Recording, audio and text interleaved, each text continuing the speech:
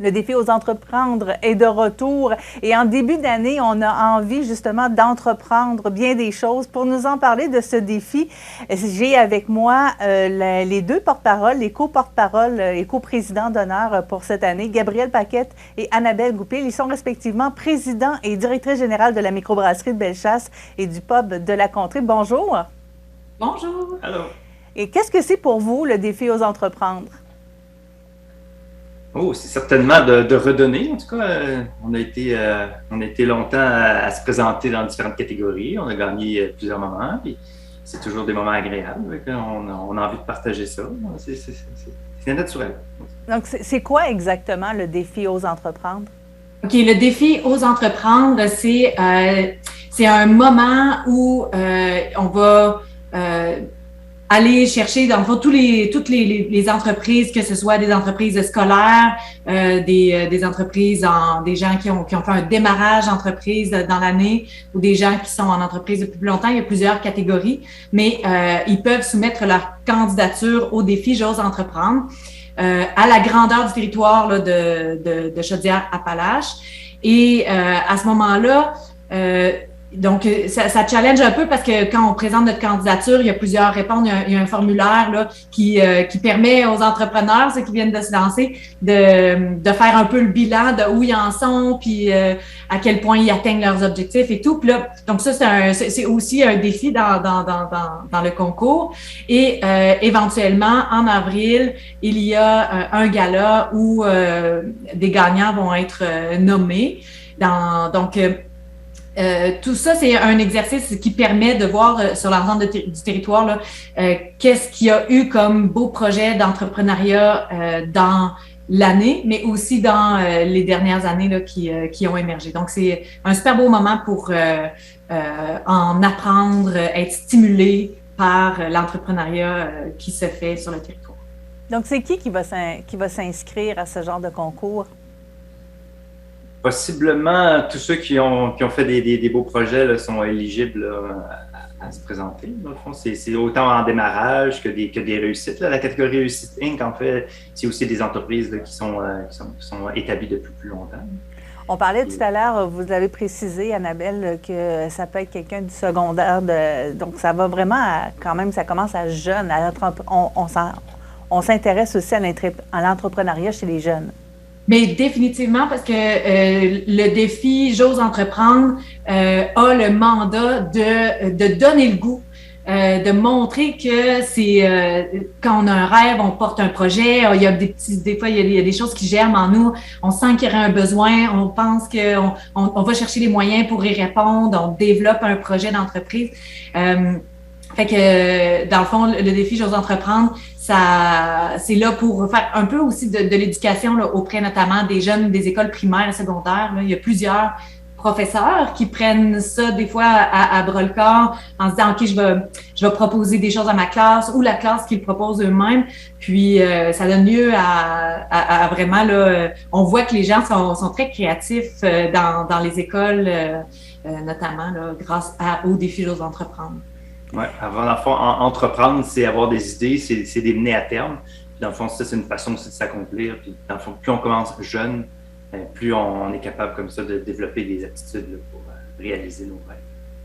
Alors, Gabrielle, vous le disiez tout à l'heure, pour vous, le défi aux entreprendre cette année, ça a été, bon, vous avez gagné dans plusieurs catégories au fil des années. Cette année, vous avez décidé de faire plus, de redonner aux suivants en participant, en étant coprésident d'honneur. De quelle façon va justement se dérouler cette présidence d'honneur pour vous? Ben, je pense qu'on va être présent. Dans le fond, nous, on est comme la figure pour le concours cette année. Dans le fond, on va faire une présence dans les médias. C'est nous qui allons, comment dire... Présider au gala, certainement. Il y a certainement présider au gala, c'est sûr, mais les communiqués de presse, ça va passer un peu par nous. On est comme la figure de l'entrepreneuriat pour cette année. On sait qu'en Chaudière-Appalaches et partout au Québec, il y a beaucoup de mentorat qui se fait. Est-ce que c'est quelque chose que vous faites également pour les jeunes entrepreneurs? On est encore, nous, à avoir des besoins d'être mentorés. Nous, on a fait notre 10 ans cette année. on commence à être plus mature, là, mais... on a passé la période de démarrage d'entreprise, mais on vit au quotidien toutes sortes de défis humains, logistiques, et on a effectivement accès, lorsqu'on gagne J'ose entreprendre, à 1 an de suivi là, avec un mentor.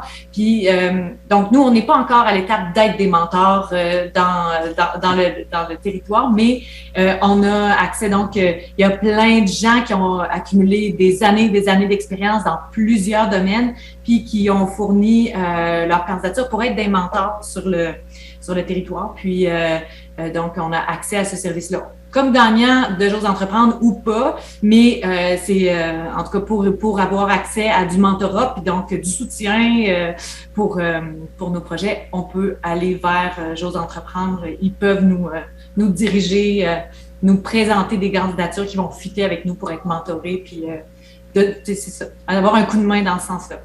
Donc, vous venez de le dire, en gagnant le défi Ose entreprendre, vous avez eu droit à du mentorat. Ça venait avec le prix. Qu'est-ce qu'il y a d'autre pour les gagnants? Il y a des prix en argent aussi. Je sais que Réussite Inc. l'année dernière, c'était 7 500 $ en bourse. C'est quand même assez majeur sur un projet. Oui, les écoles aussi. Je ne sais pas exactement les bourses, mais c'est toujours intéressant. Puis des fois, ça permet de racheter du matériel, de démarrer d'autres projets, de se gâter pour certaines écoles quand ils sont gagnants. Mais donc, vraiment, aller voir sur le site Internet du défi J'ose entreprendre pour avoir les détails de comment s'inscrire, puis ce qu'on peut remporter. Mais c'est certain que ça vaut le coup d'œil. Puis, c'est bien pensé. Donc, pour les gens, c'est pour la couverture médiatique que chaque projet obtient aussi, sur les réseaux sociaux, dans les médias locaux et tout ça. Ça fait du bien aussi de se faire voir. Pour les jeunes entrepreneurs et ceux et celles qui n'ont pas encore participé à des concours, je pense que ça demande beaucoup d'implication quand même, là. Moi, je compare ça à aller voir un psy. On dirait que ça permet de se recentrer puis de voir un peu où on en est, là. On fait comme un bilan. Remplir le formulaire, faire des entrevues, parler de soi, c'est comme un peu... C'est sûr que c'est une occasion de dépassement de soi, parce que autant lorsque on fait un projet d'entrepreneuriat que lorsqu'on dépose la candidature à J'ose entreprendre, je pense que qu'on soit gagnant ou pas gagnant, on en tire des bénéfices de le faire. On apprend de cette expérience-là. On apprend des autres entreprises, des autres gens qui posent leur candidature. Il y a une entrevue éventuellement quand on est quand on est finaliste. On va en entrevue. Puis ça aussi, c'est une belle expérience à vivre. C'est challengeant, mais tout ça, c'est fait dans la bienveillance. Là. Il n'y a pas d'idée, là, on ne détruit pas des projets. Là. C'est vraiment en apprendre plus, puis donner l'occasion à des gens de vendre leur projet, de se montrer, de se démontrer. Et donc, il y a vraiment beaucoup à retirer là, individuellement, puis collectivement, quand c'est un projet collectif, à participer à ce concours-là. On est souvent renfermés dans nos choses, dans nos petits projets, puis ça fait du bien de voir les gens, puis de se faire poser des questions, puis de clarifier les choses sur un projet. J'aimerais que vous me parliez de vos entreprises. Bon, vous avez remporté, on le sait, le défi Ose entreprendre. Comment va vos entreprises? Bien, justement, dans le fond, en 2013, on créait officiellement, on avait travaillé en amont sur un plan d'affaires, puis il y avait toutes sortes d'étapes qui avaient été faites dans l'année précédente, mais en 2013, officiellement, on était créé, la microbrasserie Bellechasse, on a démarré, donc on va fêter nos 10 ans cette année, en 2023, et il y a eu la pandémie, il y a eu toutes sortes de défis dans le parcours. Pendant longtemps, démarrer une entreprise, c'est comme si on est en décollage de façon infinie. Il faut avoir le gaz au fond, il faut être plein d'énergie, prêt à surmonter toutes sortes de défis.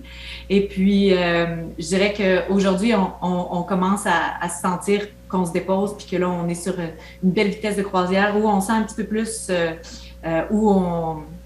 les défis, oui, il y a des tempêtes qui peuvent survenir, mais on les connaît. On est un petit peu plus zen par rapport à tout ce qui peut survenir dans un parcours d'entreprise. Fait que nous, c'est la microbrasserie Bellechasse, c'est de la production de bière. Elle est en canette. Elle porte le nom des villages de Bellechasse. Ensuite, c'est de la torréfaction de café avec la brûlerie. On distribue sur le territoire, on torréfie et on distribue sur le territoire du café. Puis on a un pub aussi pour accueillir tout le monde, pour leur faire vivre une expérience typique de Bellechasse. Donc, chacun de ces volets-là a ses particularités. Mais somme toute, ça va bien. C'est agréable, ça. Donc, la pandémie a amené beaucoup, évidemment, de défis. On n'a pas fini d'en parler. Je pense que ça reste un traumatisme de tout le monde dans le monde, justement. Là. Pour vous, de quelle façon vous avez réussi à passer à travers les embûches? Faut être souple. Faut être en forme, essayer de soigner sa santé mentale et physique pour passer au travers tout ça. Ça reste que c'est toujours des gens qui portent ça sur leur bras, donc ça prend une équipe qui est solide, qui est prête à s'épauler, à switcher des responsabilités aux besoins. Donc, ça fait partie des facteurs de succès là, qui ont fait qu'on a passé à travers ça. Mais on a aussi développé des outils, comme par exemple, là, on est en Zoom, puis ça a été traumatisant, la pandémie, mais on a aussi appris des nouvelles façons de faire à travers ça, qui vont nous servir, je pense, pour toutes les autres années à venir. Oui, moi, je dirais aussi qu'on a une très bonne clientèle. Là. Nos clients,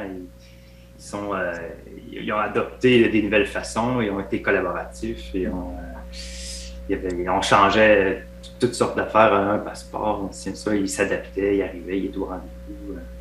Ils ont supporté beaucoup les entreprises locales. On en a parlé de l'achat local, de notre côté. Jouer, que ce ne soit pas trop continu d'acheter local, puis dans leurs entreprises. Ça a fait une grosse... Il faut le dire tantôt, là, des subventions fédérales d'urgence, puis au niveau aussi de la RAM, donc au niveau de la restauration, d'avoir à fermer un commerce, puis d'être dans l'impossibilité d'ouvrir les salles à manger, c'était très corsé, mais ça diminuait l'anxiété d'avoir accès à de l'argent du gouvernement pour essayer de justement passer à travers quand même financièrement. Là. Ça a diminué un petit peu l'anxiété, puis ça nous a permis de durer. Faut pas se gêner d'utiliser les outils qui sont à nos dispositions. Mais quand je vous entends, j'entends des gens positifs, des gens dans l'action, justement, des gens débrouillards. Je pense que c'est les points de base là, pour être un entrepreneur aussi. J'imagine que c'est partagé, effectivement, c'est les qualités partagées par beaucoup d'entrepreneurs. J'imagine que les entrepreneurs ont quelque part tous cette petite partie d'eux qui est un peu rêveur, qui ont envie de changer les choses, qui ont envie de les faire à leur manière, puis c'est ça, qui ont pas peur des défis, qui sont un peu audacieux. Il y a sûrement des traits. Mais s'ils sont pas là, ça se développe, ça se découvre aussi peut-être. Il faut l'essayer, en fait, pour savoir. Bien, alors, on a parlé aujourd'hui du défi Ose entreprendre. C'est la 25e édition. Peut-être rappeler que les gens ont jusqu'au 14 mars pour s'inscrire. Si vous voulez plus de détails, vous pouvez vous rendre au oseentreprendre.québec. C'est à cet endroit que vous pouvez vous inscrire et vous pouvez prendre les informations. L'activité de remise de prix, ce sera le 27 avril pour la région de Chaudière-Appalaches. Alors, il me reste à vous dire merci beaucoup, Gabrielle Paquette et Annabelle Goupil.